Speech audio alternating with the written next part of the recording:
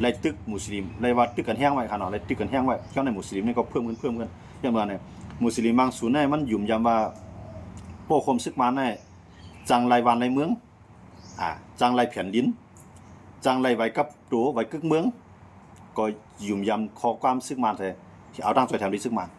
บางส่วนได้หันว่าอันปีกินเฮาอันเฮ็ดให้เฮาหมัดเจ็บลูกตายไรป่ายเนี่ยมันเปลี่ยนซึกมันเนี่ยเฮาหลุดจ้อยซึกอยากไข่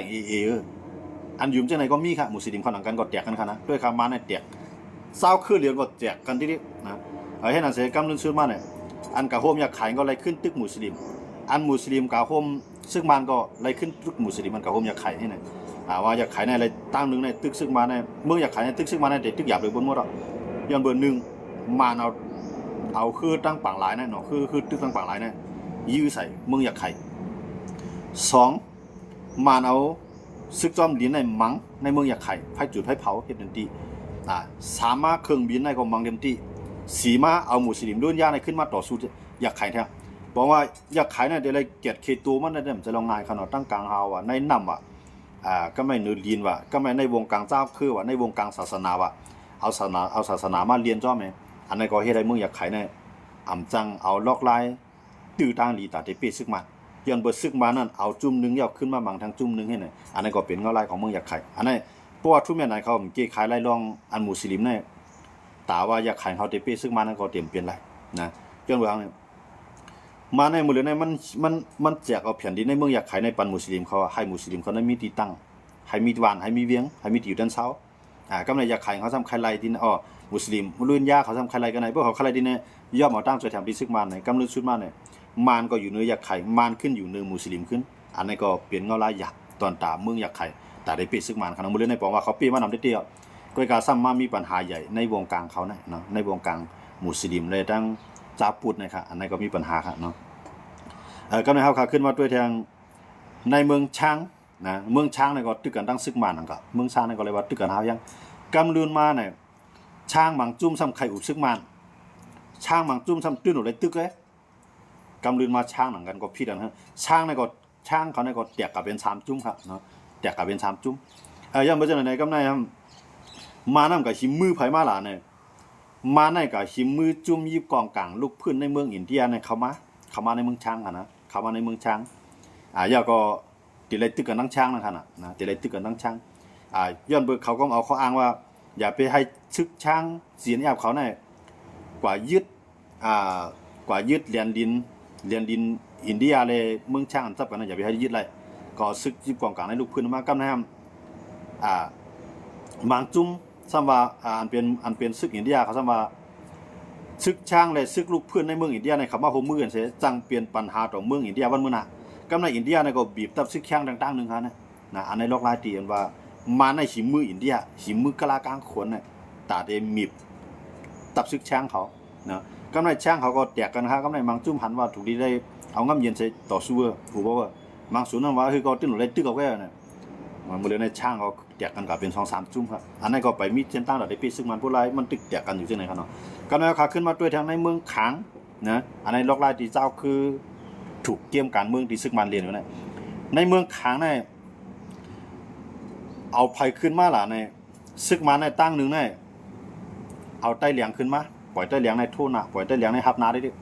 ให้ซึกขางเขาหันว่าใต้เหลียงในโฮมันเนาะกำในซึกขางเขาก็ย้อนเปิ้มีใต้เหลียงเลยห่ำจังกับตึกซึกมันน่ะกำในผีเดียบเขาก็ย้อนเปิ้มีใต้เหลียงเลยห่ำจังกับตึกมันน่ะซึกขางเลยซึกผีเดียบนั่นซึกขางเลยซึกผีเดียบนั่นโฮมมือกันเสมังใต้เหลียงตั้งหนึ่งในมันก็มังซึกขางกำในใต้เหลียงก็ตัดได้อยู่รอดได้นั่นมีตั้งเลือกมันก็กะไรลุกขึ้นตึกต่อซึกขางเห็นไหมเสกำในเที่ยงหนักก้าขอยู่ก็เย็นของมันนะมันก็อะไรพื้นที่ของมันอะไรตีพองงำตัวเก่าของมันหนักก้าในก็ใจกับตึกซึกมันในขยะหมดเดียวนะหนักก้าในก็ไล่ขึ้นตึกแบบซึกขางย้อนเบอร์ซึกขางในเด็กเพียวแบบซึกหนักก้าอยู่ไว้ในเมืองขางซึกขางในซ้ำวนว่าในเมืองขางหรือมีตับซึกขางจุ่มเดียวกันหรือมีตับซึกขางในจุ่มผียับก็อยู่ในเมืองขางเนี่ยกำในหนักก้าก็พอใจกำในอันเป็นตับซึกได้เหลียง SNA นั่นก็อำพอใจย้อนเบอร์ซึกขางเนี่ยก็ยึดนาทีเขาหลายตีเมืองตั้งเนี่ยเขาอยู่ถึงตั้งปาการเส้นในเขาอยู่ตั้งพวกหมักล่างเส้นในอยู่หลายตีหลายตั้งในเมืองขางใน พวกโหนับกวนว่าเนี่ยเจ้าคือไต้เหลียงไต้ไต้สาไต้สังไต้หลายๆไต้มันมีหลายไต้กันเนาะอันใหญ่สิเปิ้นก็จะเป็นไต้เหลียงอันนำเลยสิเปิ้นเนี่ยคือว่าเขาสิว่าไต้นั่นค่ะเนาะนำเลยค้างแท้กำในค้างคำว่าโดมีตับซึกไต้เหลียงย้อนเบอร์ไต้เหลียงเขาในย้อนจีเมืองเฮาหลบเพียวไปไต้เหลียงก็ในเบอร์จังนั้นในไต้เหลียงก็อยู่ไรครับเพราะว่าเขาลุกขึ้นต่อสู้ก็ไม่ไต้เหลียงก็เลยลุกขึ้นต่อสู้ก็เลยกึดตึกต่อซึกมันครับเมืองตั้งในไต้เหลียงในซึกมันในเขาตึกกันครับว่าใส่ซึกค้างในเขาตึกไต้เหลียงกับหิมติวไต้เหลียงเพียวไปไต้เหลียงโป้ไปกองเป็นบ้องเนาะของไต้เนี่ยนะกำลังซื้อมาไต้เหลียงก็เจ็บใจครับกึดตึกต่อซึกมันเนาะกึดตึกต่อซึกมันเนี่ยก็มังไต้มังคางเต็มที่นะก็ในคางไอ้พีดีเขาจะในก่อตั้งที่แล้วพวกซึกไต้เหลียงเอาอะไรซึกไต้เหลียงก็ได้ซิมเอาก็ในพวกซึกไต้เหลียงก็ตั้งที่ไรคางเขาซิมอะไรเขาก็ได้ซิมเอากำลังซื้อมาเนี่ยคางกับจังกับมังมันที่ไต้เหลียงกับจังกับมังมันนาก้ากับจังกับมังมันกำลังซื้อมาเนี่ยเข้าหนังกันไรขึ้นมังกันเนาะไต้เหลียงในซึกขางนั่นไรขึ้นมังกันอันนั้นก็มีเส้นตั้งแต่ได้ปีซึกมากำในคางซ้ำย่ำมีเพียงตั้งหนึ่งสิ่งเหล่านี้เพียงตั้งหนึ่งเนี่ยเมืองเขียนในปีกปลายมังมีเมืองขางเพราะว่าสู่ย่อมกึดปังตึกต่อซึกมันเขาได้ปืนปันหลานปันกิกแต่ย่อมฮับซี่โคของอันสู่เฮ็ดออกในเหมือนเจ้าหนังเสียงเนี่ยฐานหินเนี่ยแล้วเจอหลายรองขนมอันนี้ก็ขี่ก็มีเพียงที่ครับนะมูลในห้องกว่าได้ห้องกุ้นหมอห้องอินปะละ ห้องตวนตาดีกว่าให้ซึกขางในกึดตึกครับบ่ซึกขางในกึดตึกในซึกอันเตลุกขึ้นตึกโตต่อซึกมานั่นมันได้กึดยางเหลียงกึดอยากไข่กึดช้างบางส่วนช้างกับช้างกับใจช้างกูก็กันเอาแต่ตึกซึกมันเพราะเขากึดขางอะไรกันนะตาได้เฮ็ดไอ้จุ่มเจออันอยู่จำเรียนดินขี่เนี่ยให้กึดตึกต่อซึกมาอันนี้ก็มูลเนี่ยยินข่าวมาอย่าว่าซึกขางเนี่ยเรียบจำได้กึดอ่ะนะเรียบจำได้เอาง่ำเย็นต่อซึกมานะอันนี้ก็เปลี่ยนอันที่ว่าเพราะว่าซึกขางกับอุปุ๊บเนี่ยแข้งซึกมันน่ะเดี๋ยวตั้งเมืองขางเนี่ยกับมังยาไข่จุ่มมันยาอันจุ่มมันต่อสู้ซึกมันแห้งๆนั่นที่เป็นซึกยาไข่เลยซึกย่างเหลียงในขายาหมดเลยครับเนาะซึกย่างเหลียงในก็ต่อสู้เดือนตีอ่ะซึกย่างเหลียงในเขามีหลายจุ่มเขามีจุ่มเดียวเดี๋ยวเขามีรองศาสนาเขาศาสนาไม่เขาเลยจากพี่รองศาสนานะในเมืองย่างเหลียงนะครับก็เขาเป็นเมืองเรียกๆในลาดเจ็ดในเมือง7เมืองเนี่ยเมืองย่างเหลียงไอ้ที่เรียกเลยเพื่อนครับนะอันต่อสู้แห้งๆในที่เป็นย่างเหลียงเลยยาไข่ในขายาหมดเลยย่างเผือกรู้จักต่อสู้เนี่ยต่อสู้ได้ต่อสู้ย่างเผือกเขาใกล้กับว่ามันขึ้นในต่อสู้ย่างต่อย่างหลังกันก็ย้อนไปสั่งในย้อนเบอร์ปีจีแอปอันเจ้าคิดตัวอันโหไว้ในเขาต่อสู้เขียนอยู่เขียน LA เขานะครับเนาะเขียน DO เขาเนี่ยนะใช่อันนั้นก็เป็นปัญหาใหญ่ครับเนาะในวงการเมืองย่างเผือกเขาก็จังเป็นน้ำหนึ่งสิ่งเดียวกันได้ก็ในเหมือนเจ้าหนังเมืองค้างก็ซึกค้างในก็เหมือนเจ้าหนังเขาว่ามันมีหลายผายเนาะเหมือนเจ้าหนังไต้เหลียงในตาได้ตึกซึกมันเดี๋ยวมีเสียเราในเงาลายหมดเลยเช่นว่าเนี่ยเพราะมันตึกซึกมันแทงไอ้ซึกค้างก็มังมันผีเดียบก็มังมันอยู่ไรครับเนาะมันก็เลยเฮ็ดจริงล่ะเนี่ยมันก็เลยโฮมมือกันตั้งหนักกล้าค่ะเนี่ยนะซึกไต้เหลียงเนี่ยเลยโฮมมือกันตั้งหนักกล้าใส่หนังฮือติดหนักกล้าก็ได้อยู่ไรไต้เหลียงก็ได้อยู่ไรเนี่ยขาเลยโฮมมือกันกำในหนักกล้าก็กึดตึกต่อซึกมันไต้เหลียงก็กึดตึกต่อซึกมันมังคังมังเต็มตีบ่ค้างมากก็มังได้เดียวเพียวแบบชิมแบบได้เดียวเนาะว่ากำนึงซื้อมาเนี่ยเฮียงคางก็อ่อนๆเฮียงไต้เหลียงก็อ่อนๆเฮียงหนักกล้าก็อ่อนๆอันใดแก่นแข็งขึ้นมากขึ้นนั่นเป็นเฮียงซึกมันอันนี้ก็เป็นก็ลายที่ว่าซึกขางก็ไปจังเอาปีอะไรซึกมันนะยันเปิดว่าตึกเอาวัดต้ามาหน้าจุ่มก็คือเมื่อเป็นใหญ่อันนี้ก็จังไปซึกมันก็หน่อยเขาหลวดที่เมืองจางเมืองขางเขาขาขึ้นมาด้วยในเมืองใต้เขาลูกจ่องมันจังตึกซึกมันครับเหมือนเจ้าหนังจุ่มมันตึกซึกมันเฮายังในเมืองใต้เนี่ยแต่มีหนึ่งซึกอยากขายเอกำลังมาขี่แล้วว่าสูนมีนาทีพุนพรผมดอกแก้ใกล้สุยไปขบังตึกบอกกำไหนให้ขึ้นไว้กำไหนซึกเก้าก้างมือจางในซึกเก้าก้างตึกเต็มที่ขี่ก็ยับผู้นำเก้าก้างนะอย่าก็เอากับขังไว้ตาหังดีได้ว่าเอากับลุ่มลาป้าอยู่ดีค่ะเนาะติเนี่ยเอากับขังไว้ขังน้ำจีขังขวางก็ขังไว้ในเฮือนมันก็นะขังไว้ในห้องดีเศร้ามันก็เต็มเลยกับ10ต่างจุ่มต่างผายกำไหนเก้าก้างนั้นลุกขึ้นสู่แห้งหนาวเนี่ยยึดได้ถึงเวียงหลงลาเซียวค่ะเนาะ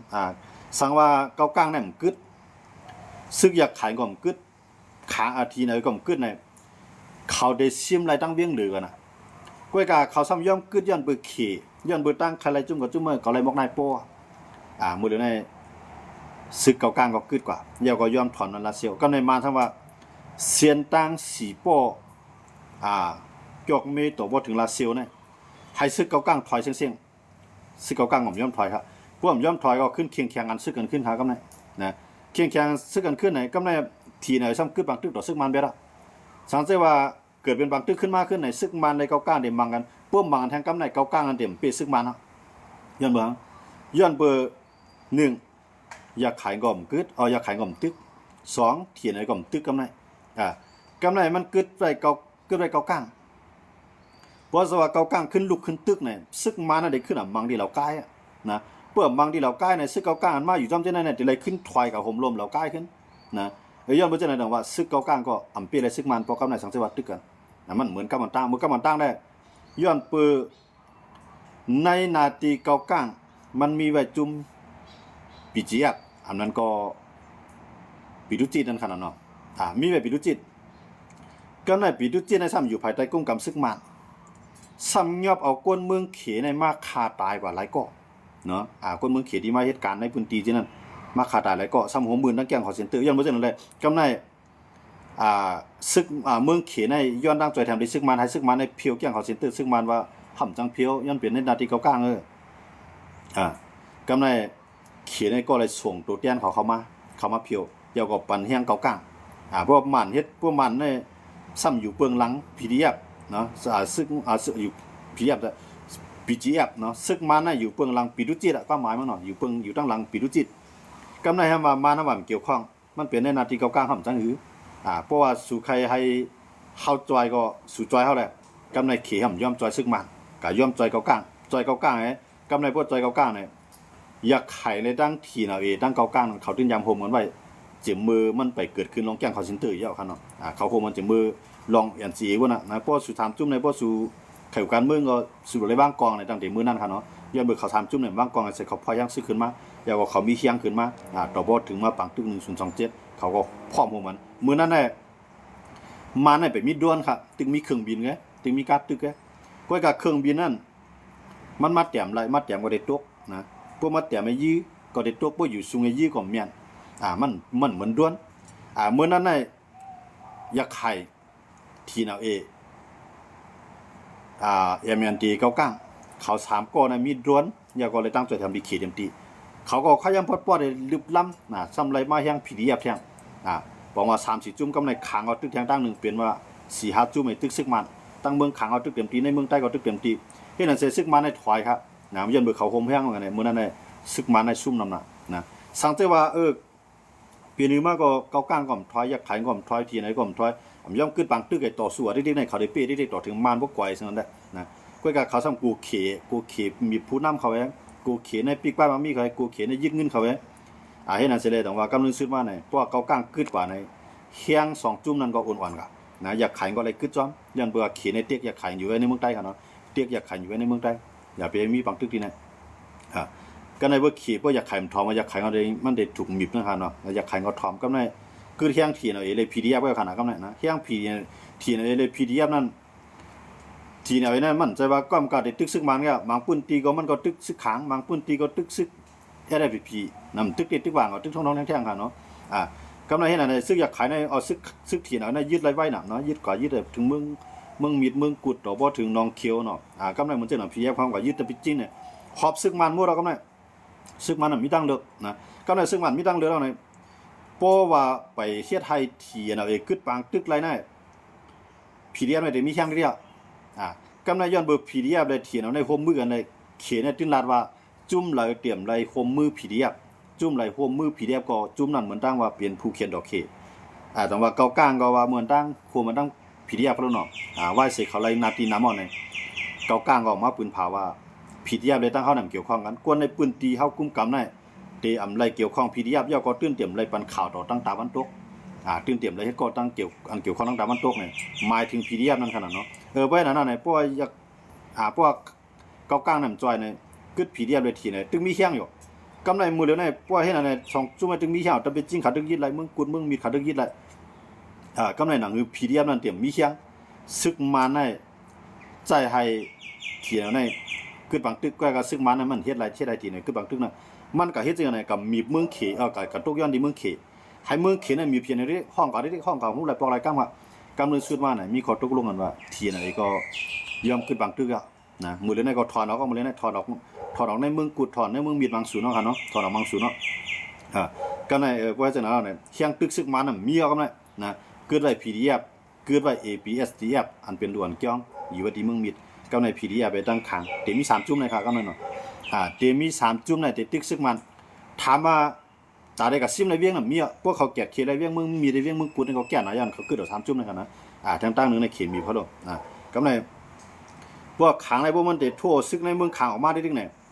หนักก้าไต้เหลียงเตะขั้วมาเนี่ยก็หีบนาลินซึกขังเลยซึกขังหลุดแล้วเฮียงไปทั้งในนั่นแหละตั้งนึงก็หลุดมังซึกมาเนาะตั้งนึงก็หลุดไปแกะเขตไต้เหลียงเนี่ย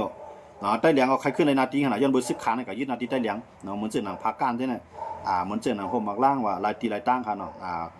จังสกายใต้ในหลายสีเวียงค่ะเนาะตีอัน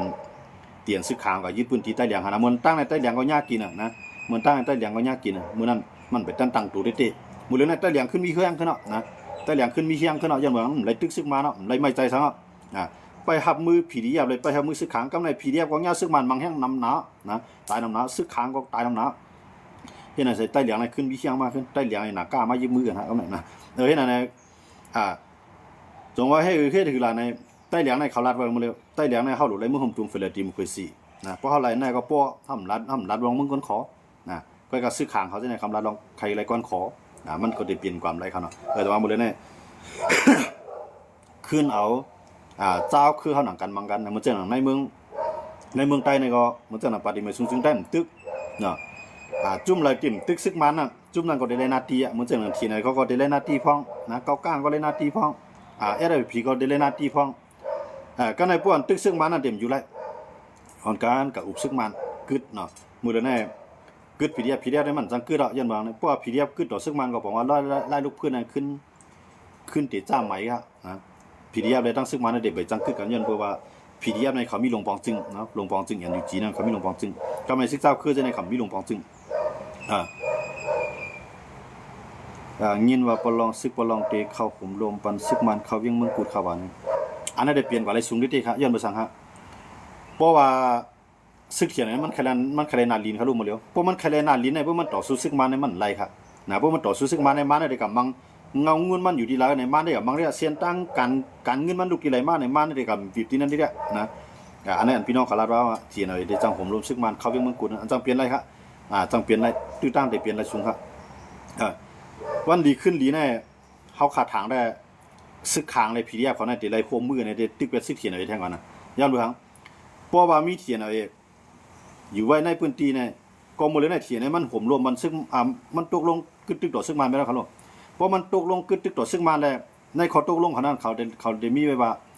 เทียนเอาถอยออกเวียงเมืองมิดเทียนเอาถอยออกเวียงเมืองกุดมีขอตกลงที่แล้วครับก็ในพวกถอยพวกมันถอยเลยมันตึกอยู่ไรก็ปองว่ามันห่มมือซึ่งมันเนี่ยนะพวกมันถอยเลยมันตึกอยู่ไรก็ปองว่าห่มมือซึ่งมันเนาะก็ในซึ่งมันทำใจพวกมาโพดเทียนเอาถอยออกก็ซึ่งมันก็ไรอยู่เลี้ยเผื่อถ้าปล่อยเทียนเอาอยู่ไว้แล้วให้ซึกขางแล้วตั้งผีเดียบเขานั่นโคมมือกันเสมังเทียนเอาซึกมันก็ได้จังมาอยู่ด้านหลังเทียนเอาเสเหมือนจังหนังว่าได้จอยไว้เฮ็ดให้เทียนเอาอยู่ไรเพราะเทียนเอาอยู่ไรซึกมันได้อยู่ไรมันได้เฮ็ดให้2คืนในผาดกันซึกขางในเทียนเอาเนี่ยให้อะไรมังอันมวนตั้งได้เมื่อซึกเทียนเอาไปกว่าอุปปังตึกกึดตึกต่อซึกมันนั่นซึกขางในเทียนเอาเนี่ยคัดใจได้จำใจในแลให้ขึ้นหัวมือตั้งซึกอยากไข่ให้ขึ้นลูกพื้นตั้งผีเดียไปขึ้นลูกพื้นยังกำนะเขายังอ่านจังไหนก็กับในมือเขียนนั่นกับลงลายมือกึดตึกต่อซึกมันไว้แล้วในเขียนเองก็มีตั้งเด้อก็นะเพราะว่าเขียนในกับลงลายมือกึดตึกต่อซึกมันแต่ได้ขึ้นโคมมันนั่นเปลี่ยนแล้วนะมันเปลี่ยนแล้ว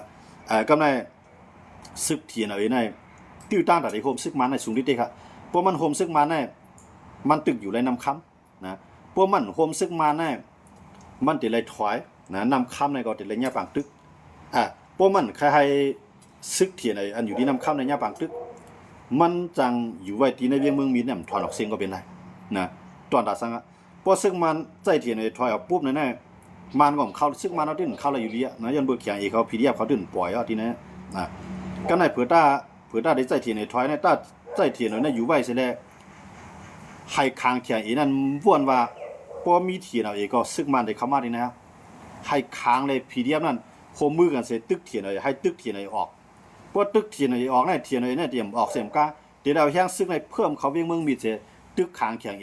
เมื่อไรเลยตั้ง2จุ่ม2ภายอ้วนหวานเนี่ยซึกมันจองไกไปเก็บออกกำเดือนอันนั้นเปลี่ยนกว่าอะไรสูงที่เขาเนาะเวียงเมืองกุดเวียงเมืองมีขนาดพี่น้องเขาเล่าว่าเวียงเมืองกุดในซึกเทียนเขาเดียวผมรวมวันเนี่ยมันมีตีตั้งสูงนะครับนะยันเบื่อในที่ในเทียนในมันใครสูงสุดในข้ายามหมดเลยเนี่ยมันใครนาตีเขาลงพวกมันใครนาตีในพวกมันตึกซึกมันไรเขาแหละ ปดตึกซึ่งมาในมันโหลโฮมต่างจุ้มมื้อเลยนะมันโฮมไผจุ้มมันเขาเถียนเลยโฮมไผจุ้มตั้งเกากลางตั้งมันก็อำโฮมกันตั้งผีเดียบตั้งมันก็แตกกันกว่าเยอะตั้งขางตั้งมันก็เมียนกันกำไรตั้งเฮ็ดให้ผีตั้งถีไหนก็ตื่นเมียนกันครับนะเพราะว่ามันเมียนไผจุ้มมันคือก็มันมีแข้งได้ต่อสู้ต่อซึกมาเนาะมันมีแข้งได้เตี้ยย้อนบ่จังนั้นซึกมาได้ปล่อยเถียนไว้เสียแล้วให้เถียนนั้นเอาเคียงมันที่มีนั่นมาบังคังนั่นก็บางวันไทยอันนั้นได้เปลี่ยนกว่าอะไรสูงที่เต้เขาเนาะเปลี่ยนกว่าอะไรสูงที่เต้ก็ว่าเขาอุบกันไว้ครับนั่นมันจริงกันไงเพราะว่าเทียนไอ้ถอยกับมั่วเราได้นี่นอนเอาซึกมาเนี่ยแค่นเข้าไรหนาหรือเก่าแท้นะว่าเทียนไอ้ถอยเอาเนี่ยผีเดียไปค้างเขามาอยู่ที่ไรตึกกันแห้งๆกำไรค้างเลยตั้งค้างเลยเทียนไอ้ก็เลยตึกกันนะยันเบื่อเนี่ยพวกค้างถอยก็มันจังตึกกันลอยลองซ้ำว่าเพราะเทียนเนี่ยมันถอยออกปล่อยเทียนไอ้อยู่ไว้ในค้างก็ซ้ำเดี๋ยวว่าซึกมาเดี๋ยวมาได้เดียวเนี่ยเพราะทีไหนตึกอยู่ในมันจังว่าทีไหนเนี่ยมันเป็นเครื่องมือวันซึกมาแค่เนี่ยเขาเลยจังยื้อซึกทีไหนเป้าหมายสูงสุดของซึกมาได้มันใครให้ผีเดียบเลยตั้งแข่งเนี่ยยื้อซึกทีไหนให้ทีนั้นเนี่ยยื้อซึกแข่งจังว่าให้มันเลยลื้อหื้อใจตอนดำมันได้หลบไปตัวเงาลายมันเนี่ยก็ตับไปต้อง2 จุ่มไงนะเพราะว่าทีไหนก็แห้งมันหน่อมจะครับในข้าวย่างหมดเหลือเนาะแห้งมันมีหลายเหียงก่ออยู่กับในคางแข่งก็ในเมืองไต้ในเมืองใต้เนี่ยมันมีผู้เขียนเขารู้เพราะว่ามีเถียนเอาเองครับนะมันมีผู้เขียนมีไผตึกมันมีมันไงกำไรเพราะว่ามีเถียนเอาเองในเถียนในตึกเถียนเอาเองตึกในตึกซึกขังในเมืองใต้กำไรซึกมันก็ตึกซึกขังในเมืองใต้กำไรในเมืองขังซ้ำแต่มีซึกเก่าก้างแต่มีซึกปิดุจิตก็มีครับปิดุจิตอยู่ภายใต้กุ้มกำซึกมันในตึกซึกขังก็มีเที่ยงแต่ว่าซึกขังเอาเดี๋ยวถ้าปังตึก2 ผายครับกำไรว่ากำลือสุดมาในเมืองใต้ก็จังเอาเป้เลยซึกมันเนาะเอาเป้เลยซึกมันเสียมก้าเนี่ยตื้อตั้งตาเฮาพี่น้องคือเหลียวคนเมืองเหลียวเนี่ยติดตึกกันแน่สูงมากเลยเก่าแท้เนาะกำในเฮาขาขึ้นมาด้วยในวงกลางใต้เฮาขาแท้ในวงกลางตับซึกใต้นั่นน่ะ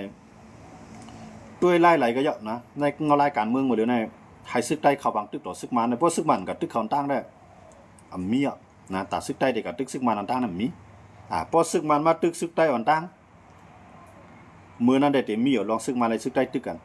ก้อยกับซึกมันก็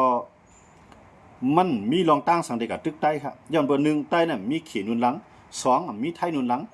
มีมหาอำนาจเมืองอันเป็นเมืองก้อนขอนุนหลังเสียงเมืองนะย้อนเบอร์จังนั้นแหละเพราะว่าใต้ห้ามไปเรียบมีเชียงหนาล่ามไปเรียบแก่นแข็งได้ได้มาน่ะได้ไปพวกไม่ใจลองใต้จริงก็1ใต้นั้นเป็นก้นกึกเมืองในเมืองใต้ได้ลืมมันเปลี่ยนกับมันหัวเดียวอยู่ดีไรจังลืมมันได้ครับนะย้อนเบอร์จังนั้นแหละซึกใต้ได้ตึ้งแต่มีไว้อยู่ก้อยกาตาได้ตึกซึกมันได้ตึ้งแต่ไปมีนะเพราะว่าซึกใต้เขาเนี่ยพร้อมกันแล้วแฮะตั้งขางตั้งหยักไข่ตั้งช่างตั้งมวนไล่ใจกันเอาได้เหมือนนั้นได้ซึกใต้เนี่ยได้ตั้งตึกซึกมันพวกไปเปลี่ยนเช่นนั้นพวกไปถึงคักตอนนั้นได้ตาซึกใต้ได้ตึกซึกมันได้เอาก๊อกหมอกของกับป้างมาใครตึกซึกมันก็ใครอยู่ยังมาตึ้งได้ไปจังตึกเงาล้านเนี่ยพวกกับตึกเนี่ยเขาก็หาเอาว่าพวกกับตึกปุ๊บเนี่ยว่าเอาแหละเกากลางเอาเลยปลองเอาเลยธนูเอาเลยปะโอ้เอาเลยลาหูเอาเลยมาเนี่ยเด็ดแจกแผ่นดินเมืองใต้เนี่ยยอกย่อยหมดอะพวกซึกใต้กับตึกก็นะพวกซึกใต้ตึกซึกมันเมื่อแล้วเนี่ยจุ่มยุบกองกลางมันเกิดขึ้นกูจุ่มขนาดนะจองว่าหนังฮือซึกใต้เต็มตั้งตึกจังตึกซึกมันก็เต็มปล่อยให้จุ่มยุบกองกลางจะในร่วมไรก้อยกะตีให้ไทยมันอ่อนๆในมอกกุ้มกำไรแกนะเพราะว่าเขาร่วมเต้ๆเนี่ยจังอยู่กับต่างคือมาตึกใต้จังอยู่กับต่างจุ่มมาชิมแผ่นดินจะกำลือสุดมาในพุทธใต้แก่นแข็งเนี่ยจังโฮมเอาเขาเช่นนั้นมาเป็นแห้งก็ยังเป็นไรแท้ยังไม่ใช่อะไรมันได้เตรียมปล่อยให้จุ่มยุบกองกลางจุ่มไหลร่วมลงกว่าก้อยกามันติดตัวให้มันหลับตาให้มันกูให้มันกุมหูต่อซึกมันเสียเลยเฮ็ดไปบางมีกว่าอย่าไปให้มันแก่นแข็งได้อย่าไปให้กับโฮมพีดีเอฟอย่าไปให้กับโฮมค้างอย่าไปให้กับโฮมต่างจุ่มเข้ามาว่าพวกมันตึกเป็นจังไหนได้มันน่าจะไปตึกไข่เลี้ยวครับเตรียมมันจะแผนการอะไรตึกไข่ซึกจุ่มเลยจุ่มนึงแล้วมันให้มันสุกซากเสียได้10อยู่เนื้อหนาวันเมืองกว่าแทงก็อันนี้เป็นลอกไล่ปริยการเมืองของซึกมันครับย้อนไปจังไหนเที่ยงเลยเขาฮัดลาดว่าซึกใต้จังกับตึกซึกมันน่ะเนี่ยเหมือนจังข่าวว่าลองตั้งมันมีกับเขาว่าเนาะมีลองมีตั้งมันก็พวกกับตึกซึกมันในว่าในตาเขาได้ตึกกันในตื่นมีเพราะว่ายังตึกมีซึกใต้อยู่นะเพราะว่าซึกใต้ในเคียงพร้อมผมมามีเรียบแก่นแข็งเรียบหลอกเงือดต่อซึกมันมากเนี่ยมือนั้นมันได้หาลอกลายตึกใต้อยู่นะมันได้หาลอกลายตึกใต้ มือเร็วได้มันด้วยนำกัดตั้งแขนอันใต้มีอยู่นั่นมันไปเลยไม่ใจอันมันไม่ใจในพวกกับตึกได้ปุ๊บในมันกับป้อมเป็ดกับห้อมเป็ดต่างหมู่ดังจุ้มเนี่ยจังเปลี่ยนพี่ลงต่อซึกมันอันนั้นได้มันไม่ใจค่ะจังไรว่ามือเร็วเนี่ยสังวันนั้นก็ใต้เท่านั้นเปลี่ยนหลีไปเขาเนาะหลีในพวกยามันก็คมเขาเนาะนะเอาปล่อยไว้คอยไว้ก็มันก็คอยไว้นั่นไงมันคมสังว่ากับยามันได้คมฮะยังเป็นเจ้านั้นดังว่าอันอาเซียนอยู่ไว้ก็หลีผีอยู่ไว้ก็หลีควักนาตีก็โจกาสูไปกับตึกซึกมันเนี่ยเพราะสูดีกว่าต้องไหลปองซึกมันซึกมันดีกว่าต้องไหลปองสูตาซึกได้2 จุ่มได้ตึกซึกมันมีผมบ้านทางเมืองลาดได้ตึกซึกมันนี่มีครับเพราะว่าตึกซึกมันเอานะเมื่อนั้นได้ซึกได้ในจังไรตึกซึกมันเพราะว่าตึกขนาดเพราะว่าตึกในใต้ก็ทำไรไม่ใจว่ากูมันในก็เอาว่ามาตึกใต้นะทำไรไม่ใจเพราะว่ามันในว่าตึกกันขนาดก็กับพวกมันในว่าตึกกันในพวกใต้กับตึกกันตั้งเอาใต้ยากินนิดเดียวนะอันเดลพ่อนี้นะมีว่าในซึกมันกันจังหวะเมื่อเดือนนี้ตีให้ถือได้ให้ซึกว่าอะไรซึกมันตึกกันแล้วเนี่ยมันโดมีกวนหมอเล่นเกมโดนไหนกันนะพอซึกมันเลยซึกว่าตึกกันแล้วเนี่ยไข่อยู่ว่าลองพ่อมุนจ้าขึ้นเด็กเกิดขึ้นนะจังหวะว่าในหนึ่งมันมีเฮียงกองเฮียงกวนเฮียงเงินนะกำไรว่าในมันมีอวยหลีน้ำนะว่าได้เป็นยักษ์ไข่ในนะว่าได้เป็นคางในลูกจุ่มมันที่ว่ากุ้มกำไรพร้อมสั่งการแล้วเนี่ยมี7 จุ่มค่ะสังว่าในเฮ็ดสังว่าในฮัตยับตัดอ่อนโหนะว่าในมีกวนเด็กเขาจอมปังตึกจอมมันในตีชุดมันใน7 จุ่มในมีไว้พีดีเอฟจะในพร้อมแต่ตึกจอมว่าก็เลยสังเกตว่าเขาบังตึกขนาดมูลในพวกว่าเขาบังตึกปุ๊บในได้จุ่มอะไรกับตึกก็ย่อมันไปเป็นกวนเป็นหูนะเยี่ยมมั้งเพราะว่าแต่เด็กตึกต่อซึกมานั่นเนี่ยมันเด็ดตัวเองอะไรเมืองขี่พวกเมืองขี่ว่าถูกรีเลตึกอะไรมันเด็ดจองตึกพวกเมืองขี่ว่าไปถูกรีตึกในว่าในตึกเตรียมตึกเอาข้าวย้ำในเสกควักนาลินาทีย่อมจากนั้นใต้ก็เด็ดอะไรตัวดีนะที่ว่าเขาก็หลุดตึกซึกมานะว่ามีซึกตึกไงไว้สังใต้ได้กันเลยวนจังไหนไปกับเขาลืมวนว่าเหมือนเจียงอยู่แดงเจ้าคุณสาในมวลตั้งในมันไปตึกซึกมันนะครับนะมวลตั้งเนี่ยซึกมันเจ้าคุณสาในมันตึกซึกมันเจ้าคุณสามตึกซึกมันนั่นเลยหมายถึงว่ามานเตรียมย่าให้คุณสาในแล้วค่ะย้อนเบอร์เจ้าคุณสาเขาในหลายๆจุ่มของมาโฮมันนี่ก็เป็นตับซึกเอ็มทีเมืองใต้เนี่ยเป็นตับซึกกันยิ่งใหญ่มากขนาดเนาะกำไรมันใกล้หูใกล้ตาซึกมันขนาดนะจองไรว่าเอาว่าในตึกคุณสาได้ดิคุณสาก็มันจะกับตึกซึกมันตึกเป็นว่าได้ดิมานก็ตั้งนึงในกูว่าใหญ่นะมานก็แทงตั้งนึงในกูใต้ในยิ่งใหญ่จังว่าให้ซองนี่แห้งใหญ่ในแห้งว่าก็มันแห้งใหญ่ก็ลูกแห้งเจ้าคุณสาก็แห้งใหญ่ขาซองจุ่มในบางอันนี้นะเพราะว่าขาซองกุ้งในบางอันนี้เนี่ยเจ้าคุณสาก็อ่อนว่าก็อ่อนอันอยู่ดั้งเนื้อเนี่ยเป็นภายคาเดลัยพ่อนดีเป็นมานครับเอาว่าในบางนี้เนี่ยกำลังชุดว่าในเพราะว่าเงาลายอันที่เจ้าคุณสาเนี่ยปางตึกมวลตั้งเนาะเจ้าคุณสาเนี่ยมันยัดไตเอาหนังกันขึ้นหักหลังกันย้อนเพื่อว่าเอากันว่าป้ากันเปลี่ยนก็ลองนึงย้อนเบอร์เจ้าคุณสาก็เอาใจขี่หนังฮือได้ไล่ใจขี่นะหนังฮือได้เอื้อมจำจู้ขี่ไล่ได้ตั้งใจทำดีขี่มันก่มตึกมันก่มตึกซึ่งมันก็ล่างตั้งหนึ่งไอ้ยาก็อำเฮ็ดให้ต่อเจ้าคือขี่ก็ตั้งหนึ่งไอ้ซ้ำเตียกไต